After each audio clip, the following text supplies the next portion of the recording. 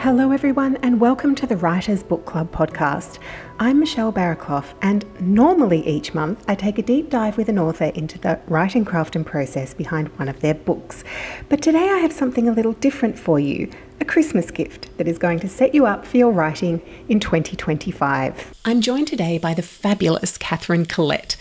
Many of you will know Katherine as an author of adult novels and illustrated middle grade books, and as the co-host with Kate Mildenhall of one of the most popular writing podcasts of recent times, the First Time Podcast, which ran for 6 years and a whopping 255 episodes. Off the back of all that experience, Katherine now works as a writing coach. She helps writers that want to get published and writers who are about to be published know what to do, what to expect, and how to think to give their work and themselves the best possible chance of success. She's basically the person she wishes she'd had when she was first trying to get published. And today she's giving us all a mini coaching session. She shares some incredible advice and so many fantastic tips. She talks to us about the 4 phases writers go through on their way to being published and how to short circuit some of them, the benefits and pitfalls of writing courses and writing groups, how she built a profile as a debut author and it didn't involve social media, and how she'd build a profile if she was starting again now. I loved that part. The difference between verbal and written pitches and her unusual but effective approach to pitching. That was an eye-opener, I tell you. And what writers can do to increase their chances of publication. She also goes through the top 3 mistakes that unpublished authors make and how to get unstuck when you're looping in your writing. And basically that means you're just moving the commas around, okay? I loved what she also had to say about getting that first draft done. There are also a ton of really helpful resources that Katherine mentions throughout the podcast, and I've put a list of those in the show notes along with links. This is a chock-a-block full episode, and I just know you're going to get so much out of it. Please enjoy my chat with Katherine Collette. Katherine Collette, welcome to the podcast. Thank you so much for coming on. Thank you for having me. I'm very excited about this. I was so excited. I've been watching what you've been doing this year with your coaching calls and writers. And so when you connected with me, I was like, oh, Katherine, we come on the podcast and talk about this. So this is a kind of a bonus episode for everybody to pretty much get you ready for 2025 and your writing goals. And Katherine's going to talk a little bit about the sort of things that she's been seeing this year as a writing coach, whether you're an emerging writer or you're just about to get published or you've been published for a while, but you're sort of maybe feeling a little bit in the wilderness, which happens to the best of us.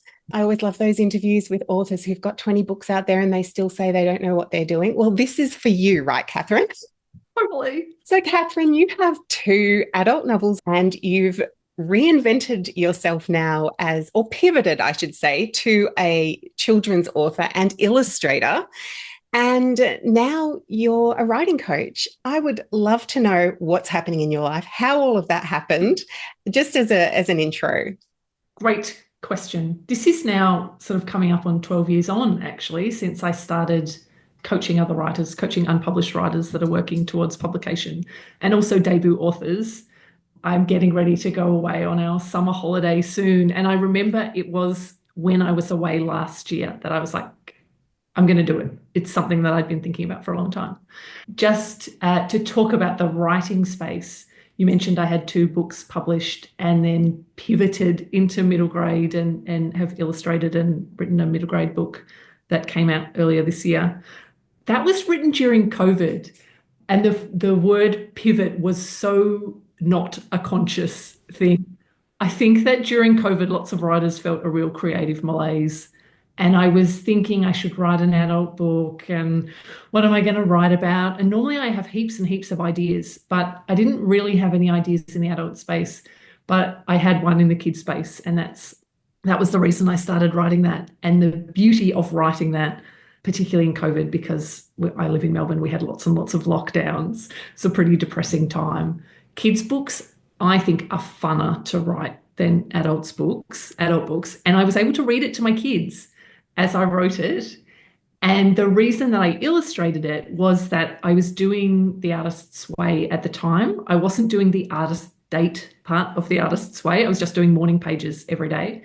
I love morning pages. That's my big suggestion for people when they're stuck, is to do morning pages for a period of however long. I think in the book it's 12 weeks. But the thing that kept coming up was cartooning. I should cartoon, I should cartoon, I should cartoon. And I think morning pages is such a great way of tapping into those things that are lurking in your subconscious. Yeah, that was the rationale for the pivot. In terms of coaching writers, initially I was thinking that I would just coach people around interviewing. So I co-hosted the First Time podcast, a podcast that Kate Mildenhall and I, she's another Australian author, started when my first book came out in 2018. It was The Helpline. So the two of us started a podcast, and it was all about publishing your first book. And so particularly in that first season, the two of us would talk about the experience of publication, and then we would interview people about their first time experiences of publication. And it was such an incredible thing to do. You would know how special podcasts are in the creation and the relationships that you build through them. But it's also the off-air conversations, I think, that are kind of the best bit. And some of those off-air conversations for me as a first-time writer were almost therapy-like. The things that people would contribute and offer up, and the kind of the vulnerability they would have behind the scenes, I think was so helpful. But initially with coaching, I had come a long way, I felt, in the interviewing space. It wasn't something that necessarily came naturally to me. I have tried to listen back. We were doing clips late last year of interviews, and I tried to listen back to some of the interviews that I'd done in that first season. Michelle, they are so bad. Like, it's always cringe to listen to yourself, but they're really bad. They're not, Katherine. I've been along with girls from day dot on the First Time podcast, and they were brilliant. Like, it's, of course, you're going to look back and say, I'm not as polished as I am now, but they were brilliant, honestly. Oh, thank you. That's so nice. They were, I guess I could see that I had come a long way. So initially with coaching, I was like, I'll just coach people on interviewing, because I think there are tricks for interviewing that makes interviewing a lot easier. And it really kind of morphed from there. I did a lot of market research. So I sort of started just offering interviewing tips. And then I thought I'll do some market research, and I interviewed heaps and heaps of debut authors and then heaps of unpublished writers. So I probably interviewed hour-long interviews with 60 people, just all about, what are the challenges? What are the hard bits? What's helping? What's not helping? Where would you want to be helped if you could be helped? And it was fascinating. And you really start to see trends with what people say to you, and it taps you back into that moment of either trying to get published and how challenging that can be sometimes, or being published and just sort of feeling many feelings that you didn't expect to feel. Yeah, because it's such a roller coaster, isn't it, for people? The whole thing is a roller coaster, I think. And one thing I often say to writers, or I'm just doing a group program at the moment, and the whole first module is just on thinking, and that sort of how do you keep going when it gets really hard? Is it even possible? Why am I bothering? I think particularly in that unpublished space, the thinking part is really hard, because you have to tell yourself to keep going, even though you have no real proof that anything is possible. And I think it's such a leap of faith. But the reality is, I don't think the thinking part of writing ever really goes away. And if you can master it as an early career person, it puts you in good stead. Yeah. But what about if you do have proof that you can do it because you've had 2 or 3 books published, or maybe even more, and then your contract doesn't get renewed, or you can't sell the next book or whatever. So there's another whole... Yeah, absolutely. You're right. The challenges don't go away at all. I do think in my opinion, it's somewhat easier once you are published.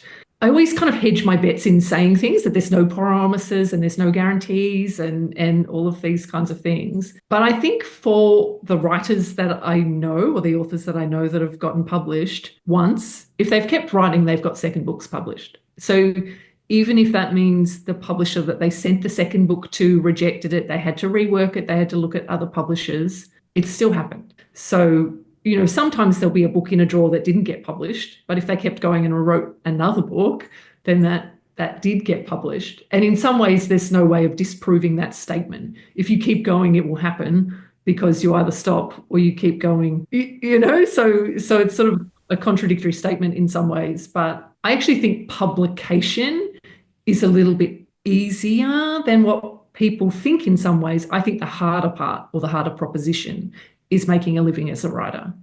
I know lots and lots of people that get published, that have books in the world. There are lots of books that come out, but I know very, very, very few writers that can survive on books alone. Yeah, which means we need to develop some innovative, techniques really for keeping your day job, if that's what you need to do, or some kind of writing adjacent activities that you do, like you're offering coaching, or people teach or do whatever they need to do. Yeah. The money part is hard. I have such complicated feelings about money and art. I have a husband who's a surfer. And when our kids were really little, we would always argue about who got freedom in the first part of the day, because he would want to surf and I would want to write. And when I first got my book deal, I was like, I win. I will forever win this argument, But I didn't really win the argument. On one hand, he was like, well, you're not really earning enough to say it's your job, which is true. He was not saying that at all in a harsh way. But I think he was also sort of saying, or in a broader discussion, he was like, the money doesn't matter. The money doesn't make it worthwhile or not worthwhile. And I think the money part is really complicated. It is complicated in that situation too, because the money might not be enough to live on and therefore not get first right of the day privileges. Yeah. But because you've got the money and taken the money, you've entered into a contract, which means you need to deliver a book. And so there is work involved that has to be done, and it has to be done in a professional way, and the time needs to be carved out to do that. So it's a real kind of deal with the devil in some ways. Yeah, it's hard. It's really hard. But I'm glad he's a surfer and not a writer too. Well, exactly. Just ask Helen Garner about, when you read diaries? Yeah. The diaries are great. Yeah. Having two writers in a relationship, very tricky. Yeah. So Katherine, there's so much I want to unpack there. I would like to just quickly go back to what you were saying about the thinking and how not enough emphasis is placed on the thinking, and what are some strategies that work for people to get themselves in the right headspace?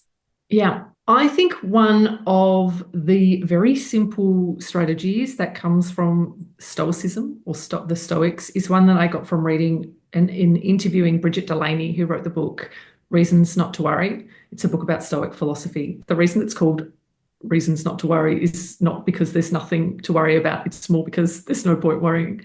So the Stoics basically divide the world into two categories, or everything in the world into two categories. One is the things that you can control, and there's actually only a limited number of things that you can control, and that is your actions, your reactions, how you treat other people, and then everything else goes in the bucket of things that you can't control. So in the context of writing, you can control and should focus on things like the quality of work that you produce, how much effort you put in, how prepared you are for opportunities, how patient you are in waiting for the right moment, how you respond to criticism, all of these kinds of things. But at the end of the day, you have no control over whether other people like your work, whether an agent wants to sign you, whether they just sign someone that's got a similar book to yours, therefore don't want yours. You can't control how many people buy your book. You can't control, the market. There's heaps of stuff you can't control. So I think it's really helpful, just as a first starting point, to focus on the things that you can control. That's such great advice. And I think I'm going to take that on board. I'm going to take all your advice on board. So Katherine, talk about the phases that you feel writers go through on their way to being published. And because I think it can be such a daunting task for writers to think about, well, I've written this thing. I mean, they fall into two camps, don't they, where they've I've written this thing and therefore I shall be published. And there's a certain kind of wonderful, bravado to that, isn't there? Because it's like, okay, well, gosh, go for it. But then there's others of us who have been around the industry for a while, and we just know all the hurdles and all the pitfalls. And it's like, oh, this is a mountain I don't know if I'm going to be able to climb. So what are your thoughts around that journey to being published? I think that bravado is so funny. And I think you can both feel it and know it's bravado. Like, I remember finishing the first draft of my first ever novel, which was objectively terrible. And having this moment at the end of having a finished manuscript, which when I say I pantsed it, I mean I wrote it stream of consciousness. I edited nothing. I had no thought whatsoever. It was a diarized story that was really nonsensical. You know, something would happen and I would follow that for 2 chapters and then I would abandon that and then I would come, like, not a great story. But still, at the end of it, on the one hand, I was like, okay, this needs work and I need to get help and all the rest of it. But on the other hand, some small part of me was still thinking, maybe I'll send it and maybe it's actually a masterpiece. And I think we all have a little bit of that in us, that kind of level of delusion, which arguably you need, I think, through the writing process. Yeah, agree. In terms of stages, I think the first stage that people go through is contemplation. I think a lot of people think about writing a book for a very long time before they write a book. Often they're readers who have read throughout their life or wrote a lot as kids. And so they think about writing for a while before they begin. And I think the hesitation often comes from a place of it seems so ludicrous.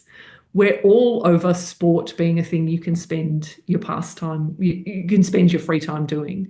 But creativity doesn't have that same even level of acceptance, but it feels odd if you're not coming from a place of lots of people around you would just spend an hour a day writing. So I think contemplation is the first stage. To me, the second step is, I think, to build a regular writing practice. Often people's second step or first step post contemplation is to look for a course.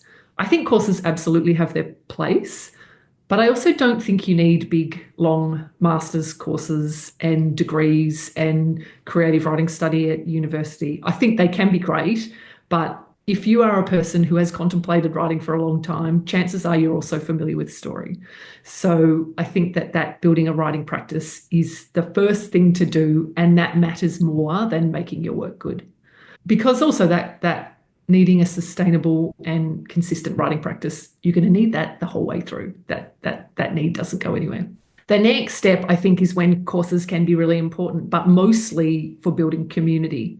I think it's probably more a criticism of the longer style of course, but I think courses can be helpful when they're punchy and targeted around particular things. But I think a dual intent that people should have in going into courses is to build relationships with other writers and to get a writers group out of it. I think that's such a good core first aim.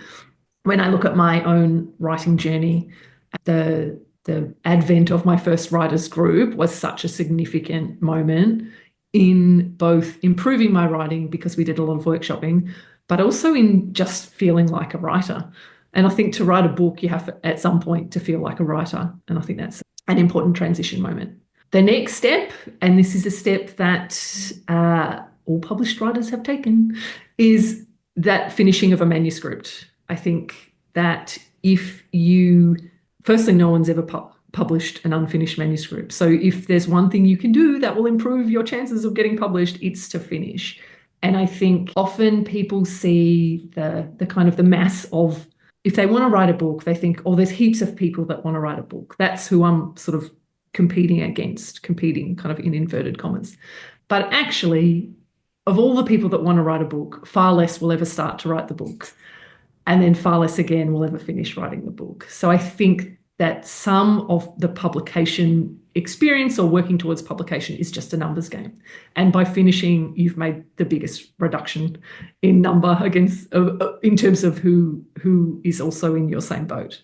And then the next kind of stage, I think, is where you get one-to-one help. I don't know any writer that hasn't had help along the way. And I think that one-to-one help is really effective, particularly once you've got a manuscript. Katherine, God, that's all just such brilliant advice. I think your next book's going to be a nonfiction. I think all of this needs to go into a book. It's so good. That's just crystallized the whole process. Perfect. Thank you. That's going to be so useful to people. So I agree. Yes, getting that book finished, getting it started, getting it finished, daily writing practice or regular writing practice. That brings us then to the pitch. So you want to be published, presumably, and you need to either pitch a publisher or an agent. Talk to us about that. Great question. I'm doing this group program and we're doing pitching. Pitching is the last thing that we're doing and it will be in January. So I have not thought about this yet, but this will help me to clarify my thinking. I feel like there's a lot of information online about query letters and synopsises, and it's really good and useful. The point that I would make about pitching, or the high level point that I would make, is that often with pitching, whether it's a verbal pitch or a written pitch, people can get very preoccupied with telling the story, like summarizing my story. That's the aim of the pitch, is to summarize my story. But actually the aim of the pitch is to create interest in your story. And so I think that's a slightly different lens to look through pitching through. A mistake that people make, I think sometimes, is that you will have a query letter. And so people often, there's, as I said, lots of online advice. And query letters should be quite succinct documents, I would say. So you're really summarising your book in a paragraph. You're having something about yourself, comp titles, these kinds of things. But in that book summary, you'll often really reduce the kind of the story, a big 80,000 word document, to a very succinct kind of the spine, I guess, of your story. I think the mistake that people make is, often in Australia in particular, people will do verbal pitching through the ASA and they'll take the query letter and they'll essentially memorise it and read it out to the person that they're pitching to, which seems like a really, of course you would do that. It's the same content. But I think a verbal pitch is actually different from a written pitch. And so in a written pitch, it would be okay to say something like, you know, it is a hilarious and heartwarming read in which XYZ happens. But that's not how we talk in real life. Or, you know, it's an evocative and thrilling book for fans of XYZ. We don't talk that way in real life. And I think a verbal pitch should reflect a natural way of talking, and that you should think about a verbal pitch almost in the way that you give directions to people. So if someone asks for directions, if you give more than 2 directions, they're not actually listening anymore. If you get to the 4th direction, they're pretending to listen to you and they're going to look it up on Google Maps as soon as they walk out of your eyesight. And I think verbal pitches have to be really cognizant of that. And so when doing a verbal pitch, really thinking about what are the 3 things I would say about this book, you know, if it's about story or comp titles or, you know, whatever it is, and presenting those 3 things and then kind of picking up each of those 3 things and expanding on that point, but really thinking about it in a basic conversational way. And I think a way to practice verbal pitches is, if you have come out as a writer, if people in your life actually know you write, they will inevitably ask you what your book is about. And that's a chance to practice your verbal pitch. And you'll quickly see what lands and what doesn't land. That's the other thing. You out yourself as a writer and then people go, how's the book going? And you're just like internally thinking, why did I out myself as a writer? Yes, I know, because it's such a slow process and people are not used to the slowness of that process. But that also, people's very lovely interest continues once you're published as well. And not draining is the wrong word, but sometimes, and I mean this in a really lovely way because I'm so flattered by people's interest, sometimes it gets a bit fatiguing, you know, that. And also, I mean, I'm talking about working in an engineering space and having Bob from accounts come up and be interested in how many books I've sold. Like, people also don't know what they're asking sometimes, and that it might be a more sensitive and complicated beast for the person that they're asking. Yeah, that's great advice, though, to make your verbal pitch different to your written pitch. I had not actually ever thought about that before, but when you've got pitching, because I was going to ask you about pitching events and how you would do that, you've basically answered that. It's just very different to your written pitch. I think it is. And I think that seems obvious when you point it out, but it's maybe not obvious in the moment. I do think that practicing on people, you really see when something lands and when it doesn't. And you also get much more of a sense of, you don't have to follow a formula. Often that advice online is very formulaic and, you know, capitalize the name of this person in your synopsis and do this and do that. Whereas I think that verbal pitch space, or just talking about your book to friends, you can really refine it. Oh, I love that, Katherine, because you're so right. Even though in the future you might have to gently deflect questions about book sales, people are generally just lovely, aren't they? Like, when you I haven't published a book yet, but when people ask me about it and I tell them what it's about, they are genuinely Mm. interested a lot of the time.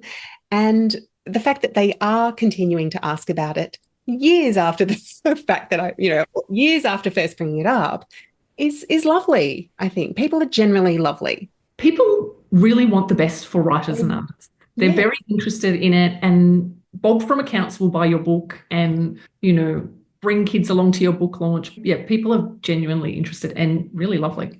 So how much of that has been learned by you? Because you got a two-book deal to begin with, but then I'm assuming that you needed to pitch differently or to a different publisher for your middle grade fiction. Yes, that's true. So I did send my middle grade to Text and they were like, no thanks, which obviously felt very wounding at the time. You'd like everyone just to come back and love every little thing that you do, but that's okay. My agent, Danielle Binks, then was going to send it out to children's publishers and she said, can you do a video pitch? I love to make things like that. I like making little videos. So I made a video pitch. It was between 3 and 4 minutes. She sent me one or two kind of YouTube examples that were more book trailers than pitching trailers. So I put something together. The beauty of a video pitch again is it's a hybrid in some ways. It's more formal in that you kind of can structure it, but you get to have much more of your voice, I think, in a video pitch than in a written query letter style pitch. So she sent that to publishers. That was a good in. That probably played to my strengths. I got great feedback from the video pitch. And it was originally a single book that was being pitched. And I ended up being offered two books, which I say that story as though the video pitch got me a two-book deal. I don't know that that's really the case, but it makes a nice story, a nice cause and effect. Absolutely. And I'm sure it had a lot to do with.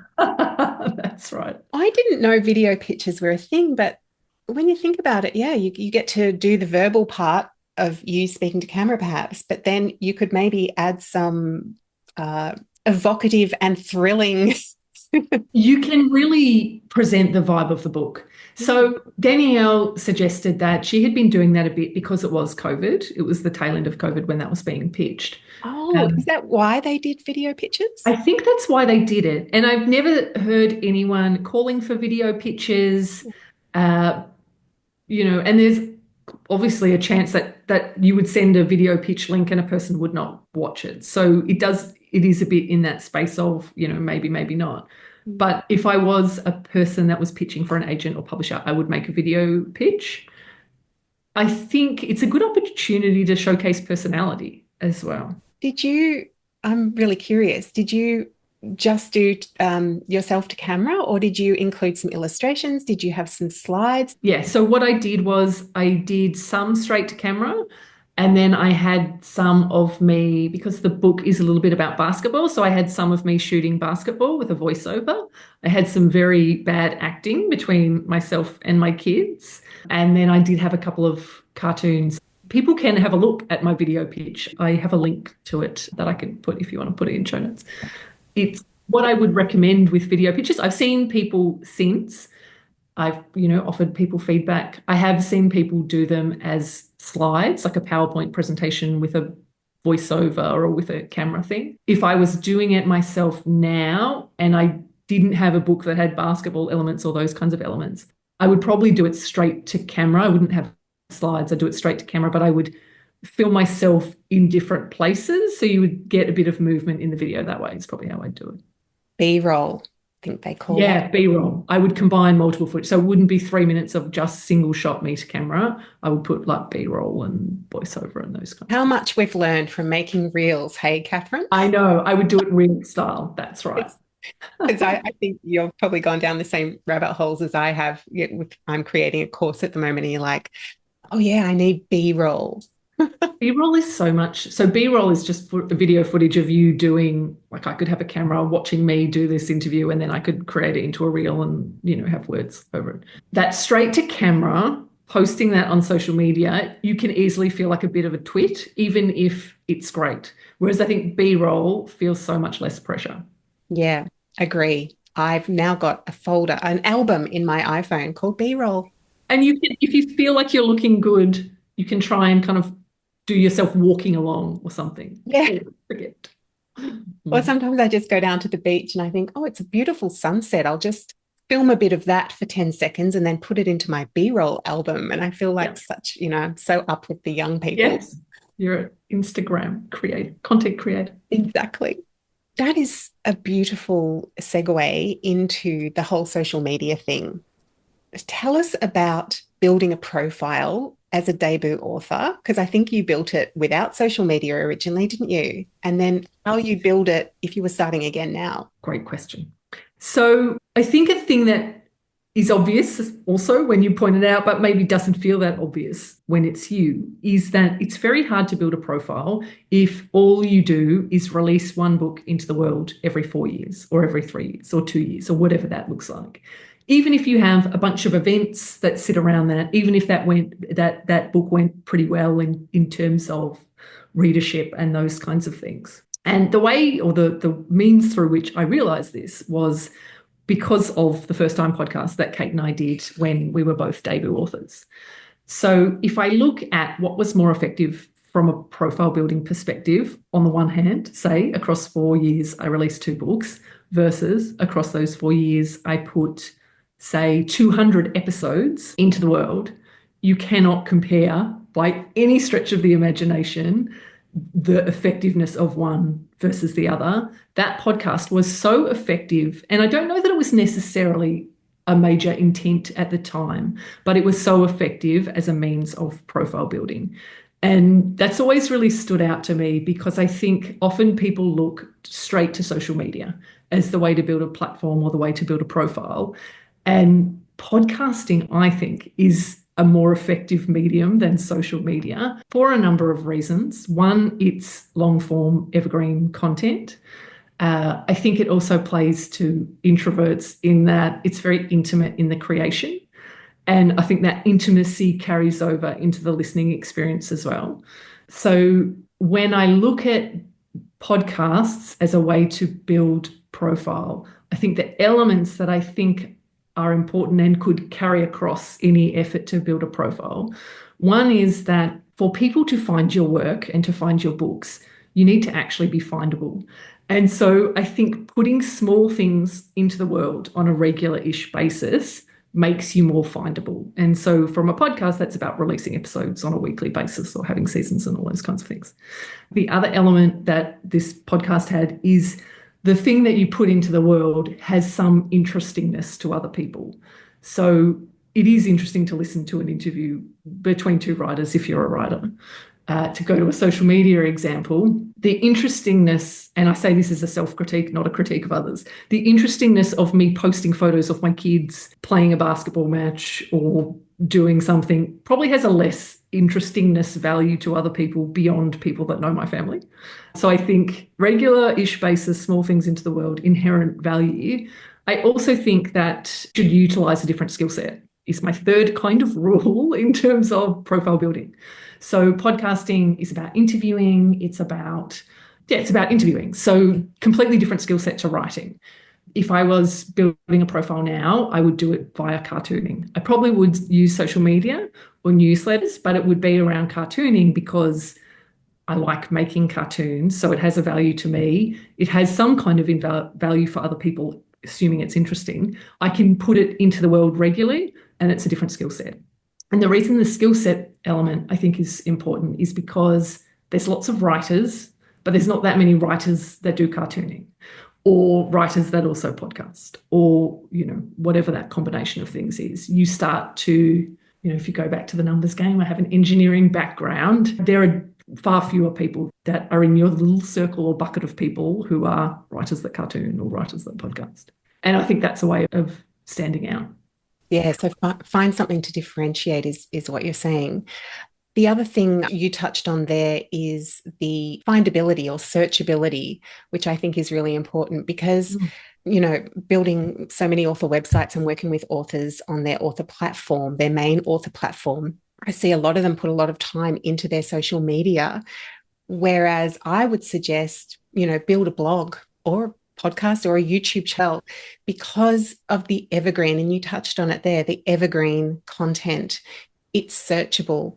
You try and find a social media post that you saw 2 years ago that was a little snippet that was just the best piece of writing advice you'd ever heard from Helen Garner talking to Kate Mildenhall or Katherine Collette.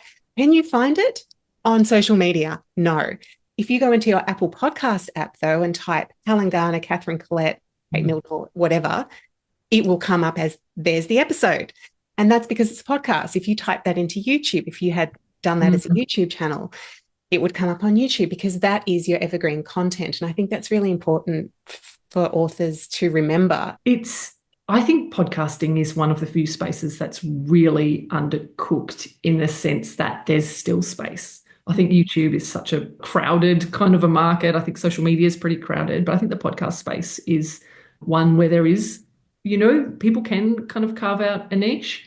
I also think, like, when I look at my coaching business, I get engagement and awareness of the work that I do through social media, but I get a lot more interaction, I think, through emails than through social media because it's a slightly longer format. But talking to your point about evergreen content, my emails have not lived anywhere. So now I have taken some and put them on my Substack, which I wasn't really using, but really just less for the people that are subscribers to that Substack, more for them to have a home. I'm so glad you mentioned Substack because I need to ask you about Substack. Asking for a friend. So half the writers I know are on it and half of us are sitting on the fence and watching what happens with Substack. So to my mind, like initially I thought, okay, Substack, it's kind of like a newsletter and it's kind of like a blog because people can comment and have a bit of interaction. And almost to the point where I would get a MailChimp newsletter from someone and think, oh, where can I now comment on this? I can't. So that made me think, okay, well, Substack may be, better than just having a regular newsletter because you've got the same engagement that you've got with blogging, but you've got the ability to push this newsletter out like a newsletter. So I'm kind of leaning a bit more towards Substack. Tell me your experience with it. And do you think it's been a good move for you away from the traditional newsletter format? So I started my Substack probably 2 years ago and it was all cartoons. I would send the cartoons and people would it was not a massive amount of engagement, say, and I didn't have that many subscribers. I would have had under 300 sort of subscribers. So I was sending it then really around just cartoons, so about a creative thing that I was making. And now as I've built a coaching business, I've used a different platform, Active Campaign, and that is more about written content about creativity and those kinds of things, and does link into the things that I offer. And I get much more engagement around that. The only reason I haven't gotten rid of the Substack altogether is because Charlotte Wood and a couple of other people and Natasha Lester have recommended it on their things. And so now I get all these alerts that people have signed up. So I sort of am in a deciding space around that. For me, Substack, I probably don't utilize that many functions as a consumer of other people's newsletters. I don't really listen to stuff on it. I rarely comment. Some people's I might comment, but not that much. It feels to me like a platform that has heaps of functionality, but you don't necessarily have that much use for it. I think it's a good platform just for newsletters, and I like that blogging element, but all the frills and whistles that are attached to it, I don't know, as a reader, I don't take advantage. And maybe we'll stay on the fence a little bit longer, Katherine. I feel like I'm on the fence as well. We'll see. And then I don't even have a Substack newsletter, but because you have to have an account to follow other people's Substacks, I get a lot of people following me and they're sorely disappointed because I'm not putting anything out there, because also it's just another thing to put out there, and just no bandwidth for that at the moment. But I got one from Rachel Mogan McIntosh, who is a brilliant nonfiction author. She's amazing. Pardon my French. It was her first book, and Mothering Heights is her second memoir, and it's also fabulous. She's very, very funny. So she writes a Substack newsletter, and the last two that have come out, she's recorded them as well. So if you are off on a walk and you haven't read her newsletter yet, you can actually listen to her reading her newsletter. And then I'm thinking, well, is Substack going into the podcasting space as well? Like it just seems to be a little bit of everything. Anyway, I digress. I do like subscribing to people's things. Yes, me too. I like seeing how people approach that idea of newsletter. And I loved getting your cartoons because it was such an insight into your brain, Katherine. Some of them, I mean, they just make me laugh out loud when they popped into my inbox. Just the way you think, it's just gorgeous. I love them. Thank you. That's my New Year's resolution, actually. More cartoons. More cartoons, yes. Because from memory, you did a challenge, didn't you, to begin with? I did. I love a challenge as a recommendation for people to get into something. I don't know why, but the idea of announcing that you're doing some sort of challenge, and the challenge that I did for myself when I was starting out in cartooning was that I would draw one cartoon a day for 100 days. I don't know that I necessarily finished, but it definitely got me started on a thing. I don't know why that makes it feel easier and feels permission giving if you want to display that in a public setting, but it really does. And I think often those types of challenges, or in my experience, they have really segue into something, you don't necessarily know what it is at the outset, but they can move you into a space that you've wanted to go into because you've created this challenge. So I think they can be very useful. And then one day in the not too distant future, you might get a 2-book deal for some middle grade fiction that's illustrated with your cartoons. That's right. I have to always stop myself when I've done a few events for the kids' book and they will introduce me and say, "This is Katherine who wrote and illustrated this book." And I always just want to pounce on that word illustration and say, oh, it's not really like when it says like it's very simple illustrations. So I won't do that. See what I've done there? I've pretended not to while actually doing. Yeah. There you go. I would say they are in the same vein as Kaz Cook, and you cannot get a more popular illustrator than Kaz Cook, right? That's a great, very flattering comparison. I like that. There you go. So, Katherine, you've been coaching now pretty steadily for a year, other writers. Tell us, what do you see as the top 3 mistakes that emerging writers make in trying to get published, and perhaps what even all published authors have in common? Okay, I'll start with unpublished writers, the top 3 mistakes. The number one mistake that people make, and I think authors make this too, is sending their work too early. There is something in finishing, being sick of something, feeling like you've edited it, being out of ideas, that makes you just want to send it to an agent, send it to a publisher, send it to whoever in the hope of getting positive feedback.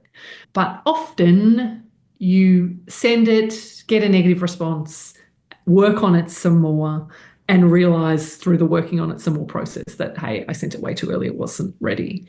I kind of think that pitching or sending to agents, sending to publishers process is a bit iterative, that you finish your work, send it somewhere, get the feedback that it's not ready, and then realize that it's not. That kind of is the process rather than you've done it wrong. And bearing that in mind, then I think my advice around that is, if you think it's ready to send it to very low stakes places initially. I think it is always beneficial to have someone else read it, even if it's just a beta reader or a person in writers group and those kinds of things. But sending too early is far and away the number one mistake. I think the other mistake that emerging or unpublished writers make is seeing rejection as a sign that they should stop. And so every writer, every author that has been published has experienced rejection, often lots and lots and lots of rejection along the way. And I think if you see it as part of the process, that can remove the sting a little bit more, rather than looking for this validation of, is it worth pursuing? Should I keep going? If you make the choice that you'll take it to the end and then kind of edit your work at the end before sending it out. The third thing that I would say is, I think people get the timescale wrong. I remember reading once that people overestimate what they can do in 1 year and underestimate what they can do in 10. And I think that if you consider writing a first book at a 10-year timescale, then the way you view that process is very different. For some people, it does take 10 years. For many, it doesn't take that long. But I think people underestimate the timescale that they're working at. Yeah, I'm just trying to think. Is it Donna Tartt who has 10 years between each book? I think she Oh, takes 10 years wow. to write a book. I don't have that long, Donna. Oh, it's a long time. A That's a very long long time. time. Write kids' books. They don't take us long.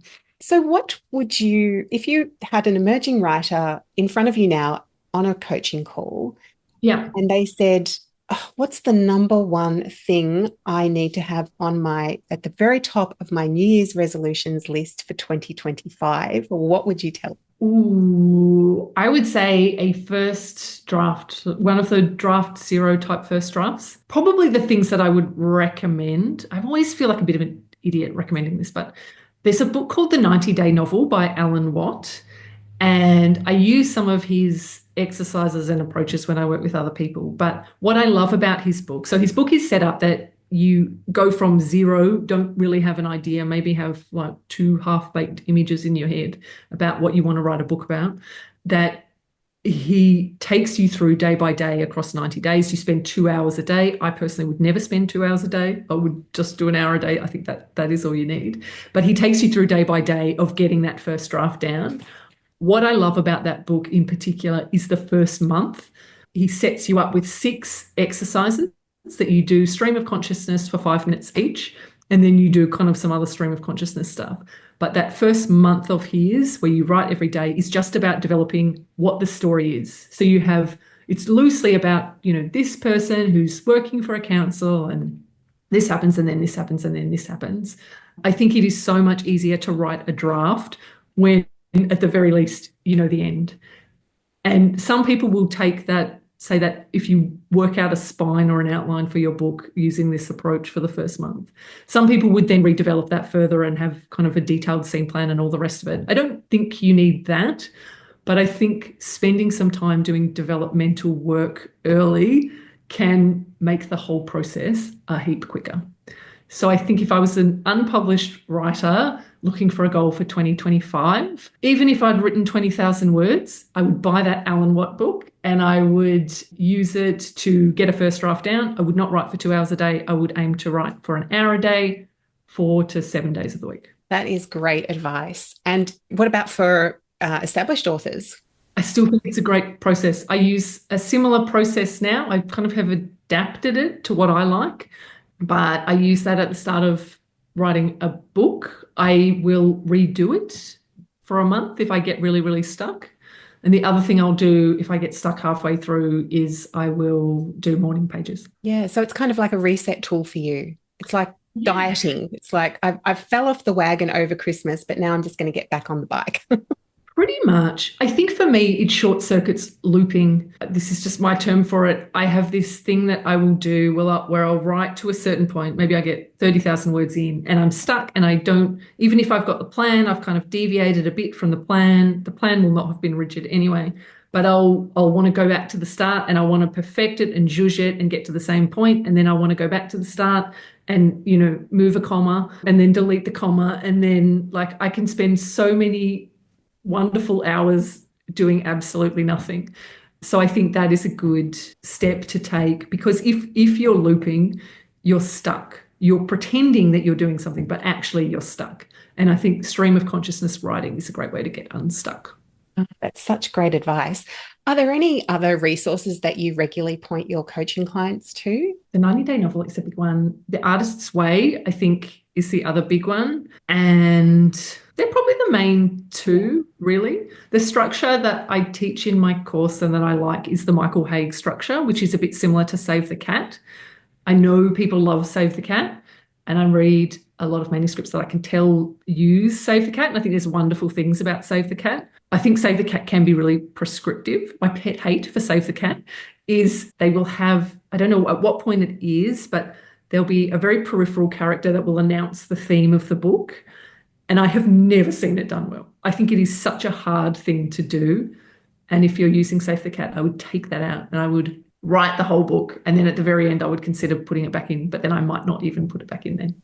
I agree. I love Michael Haig's work. We'll put links to all of this in the show notes. But the theme aspect, I agree with you. I think the theme is where you should if you're going to get the reader to work as part of the reading process, they can figure out the theme themselves. And it's going to be maybe different for everybody else, but I don't know if it needs to be, as they say in Save the Cat, theme stated. It's like, no. Yeah.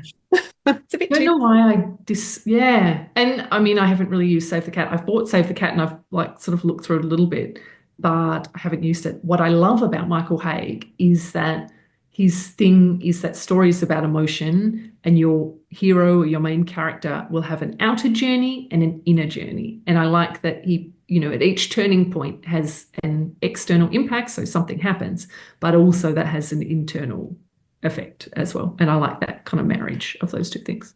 Yeah, I agree. I think when we talk about characters' journey, the inner journey, their outer journey, and then a lot of writers struggle, me included, with, well, how do I marry that to the plot and the external plot? And Michael Haig offers a really, I think, fantastic technique for being able to do that. Agree. I think he's great. I bought his book actually, and it's not that good. It's such a disappointment. I'm so cross with Michael Haig's very average book. I think some of the online resources are almost better, just those graphics, so you can see it visually. Agree. As an engineer, you probably love a good graphic, Katherine. Wouldn't mind a flow chart. That's right. Put a bit of a flow chart, bit of an infographic. Katherine, thank you so much for your time today. I would love to know what's at the top of your New Year's resolution list. What's 2025 got in store for you? That is a great question, and it's completely got me stumped.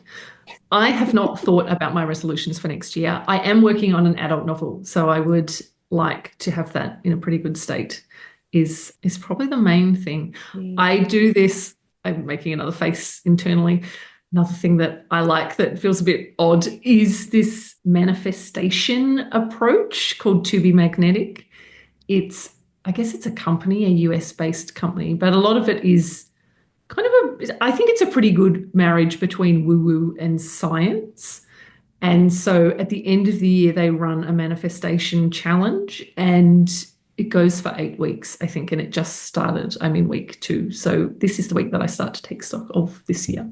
So I haven't figured out my next year yet. I'm going through the To Be Magnetic manifestation process. Oh, that's fantastic. But you also have another middle grade fiction book? I do, yes. I have that coming out in April of next year. So it is not a sequel. It is a standalone book, but set in the same world and the same characters as my middle grade novel. I've gotten better at drawing this little girl. Is it the same little girl? Is it Alma? It's the same little girl. It's Alma. Yeah. Alma, the first book is about basketball, one of my great loves of life. And the second one is about bird watching, which sounds very boring, but is actually pretty interesting. Well, I think I've already seen a cartoon on your socials with Alma with her very, very long telescope. Yes. Yes. Telescope? Yeah, telescope. Yeah. Binoculars. So just quickly, I think the Two Tall Tales of Alma Bess would make such a beautiful Christmas present for young kids. And this is coming out just before Christmas. So tell us about it and why it's going to be such a great little prezi for people. It's about a very tall girl who lives in a small town. It's a mix of writing and cartoons. My inspiration for cartoons has always been the Far Side cartoons. I don't know if you read those. My great pleasure in life as a kid was to buy, they used to have those page-a-day calendars, and you would get a new cartoon each day. But I loved to buy those Far Side page-a-day calendars in like June, July. And they would be really cheap, and I could rip through all of the pages and see all of the cartoons to get to the date that I was at. Anyway, so the cartoons in it are a bit standalone-y cartoons, but it's about a girl. She's unusually tall and she hates basketball. She lives in a small town attached to a sewage farm. It's a nod to my engineering background. And it's based on a town that did used to exist. Towns on sewage farms used to actually be pretty common. I did have a little chuckle when I read that in the first few pages. I was like, ha ha, sewage farm. It's based on the old Werribee sewage farm in Melbourne, which is now called the Western Treatment Plant. Yeah. But because the Werribee sewage farm was built or set up in the late 1800s, there were no cars. So everyone who worked the farm, and the farm is massive, it's as big as Phillip Island, lived on site. So they lived in a town attached to a farm. So not exactly prime real estate, pretty looked down upon. So this girl lives in this town and she's about to start high school at the fancy high school in the adjacent township. And so she lies about where she's from, and that kind of triggers a series of events. And she has very large feet and she's very tall. So she's a natural basketballer, of course. That's right. Love large feet. There's some of those cartoons are a bit autobiographical. I am not that tall. I'm 5'8". I'm not that tall. But I do remember going into shoe shops and my mum saying, "Can I please have 2 boats for my daughter's feet?" I did make that into one of the cartoons, which felt humiliating, Mum. I love that. That's also in the first chapter or second. Yeah, it's pretty early on in the book. And I read that and just had a chuckle. It's got a great sense of humor. I just think it's just a beautiful book, Katherine. And I think, that series, if it becomes a full-on series with more than 2 books, I think it's going to be hugely successful, because I think you want to be able to appeal to parents as well. Like, you want to make that reading experience really fun too. I mean, I know middle grade, they're supposed to be reading alone, but hey, I still read to my 13-year-old. My kids love being read to still. And it's interesting you make that comment about appealing to parents. That's been such an unusual part of moving into middle grade, in that when I did adult books, you would do an event and it would be all adults. But if you do an event for kids, there's kids and there's adults, and you're sort of kind of talking to both in some ways. And for anybody who is interested in being coached by you, Katherine, tell us about that. How can they work with you and where can they find you for that work? They can find me via Instagram at Katherine Collette Writer, or contact me via my website, which is katherinecollette.com. And I work with people one-to-one. I also have a group program that is for people that are wanting to get published. It's called Get Published, and the next round kicks off early 2025. Oh, fantastic. So this is great timing for that as well. Absolutely. That's fantastic. Thank you. So we'll put links to all of that in the show notes as well. And get yourself a coach, people. The one and only Katherine Collette. I'm also very excited that you've got a new adult book coming out next year. That's exciting. Yeah, well, I'm working on it. It has not been sold. It's finished. But I'm excited about it. It involves teeth. And I have been asking people for teeth stories. I'm going to ask you one. We're off air. And I interviewed a dentist earlier in the week. So I'm very into teeth at the moment. Well, I just went to the dentist last week and so did my daughter. So I have teeth stories for you coming out the wazoo. Perfect. Katherine, so delightful to chat with you. Thank you for taking the time and doing something a bit unusual for this podcast. We normally do a deep dive into the writing craft, but now we're doing a deep dive into the writing, journey, career, whatever we call this. What do we call this? This great big writing life. I think that's a great way of putting it. Thank you, lovely. Have a great Christmas, and I'll see you in the new year. Pleasure. There you go, the very talented Katherine Collette. I hope you took lots of notes and got a bit of inspo and motivation for your writing and your writing business in 2025. And don't forget to go and check out Katherine's website and her Get Published group coaching course, which sounds absolutely fantastic. All of those links are in the show notes. Now, here's one thing to put on your list for the first quarter of next year. Have you been putting off getting your website done? As many of you know, I'm a website designer in my day job, specialising in author websites. I've built websites for authors like Joanna Nell, Ashley Kalajan-Blunt, Ray Cairns, Pamela Cook, Laurie Steed, Kylie Ladd, Mark Smith, Amanda Hampson, Suzanne Leal, and the list goes on. So many amazing authors have entrusted me with their author websites. Now I've created a course to help you build your own author website. It's called Build an Author Website, and it's pretty much exactly like it says on the tin. At the end of the course, you'll have built your very own beautiful, fully functional website in Squarespace. I will take you step by step through the whole process, from selecting the right domain, what to put on your homepage, your book page, the about page, your blog if you want one. We can set up an online store if you're selling your own books or selling services like editing or mentoring. And we'll get your mailing list set up. Mailing list is the gold, right? We need to get those people on your mailing list. So we'll get all of that set up, connect your socials, and get your SEO or your search engine optimization sorted. That is, making sure that Google can find you. And of course, I'll show you how to create all of your branding, so your colors and fonts, all the fun stuff. I've developed an easy method to help you create your own particular style for the website, whether that is minimalist and moody for the crime writers, or a little bit whimsical and pretty for the romance writers, or perhaps you'll go for something a bit more rustic or vintage or luxe. There is literally a style that suits either the genre you write in or your own personal taste. I've also created a couple of website templates that are ready for you to go and customize and get out there even faster. I've also chucked in a few bonuses, some social media templates and 30 days of social media prompts to get you started in the new year. Basically, I'm aiming to pack in as much value as possible for you so that you can create an author website and a platform that you're really proud to show off, and so you can hit the ground running in the new year. It doesn't matter if you're an experienced author with a dozen books under your belt or not yet published. Every author should have a website.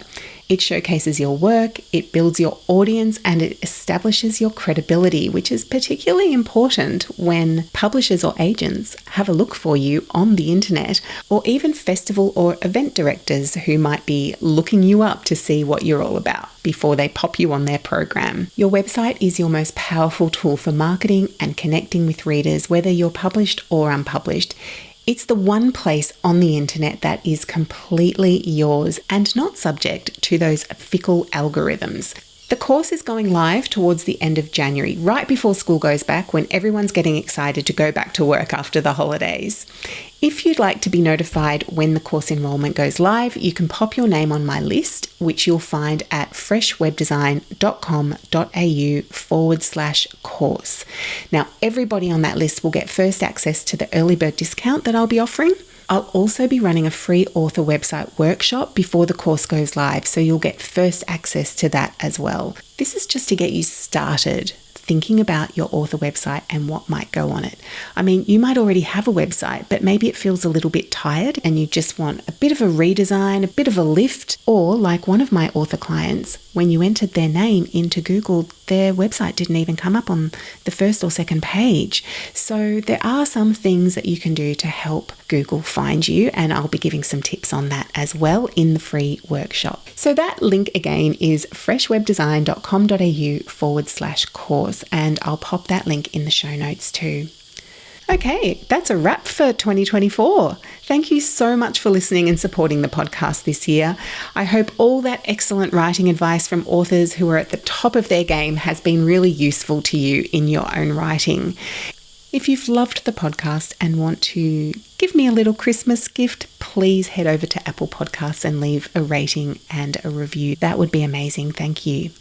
Have a beautiful festival season, no matter what and how you celebrate. I hope you do get some downtime.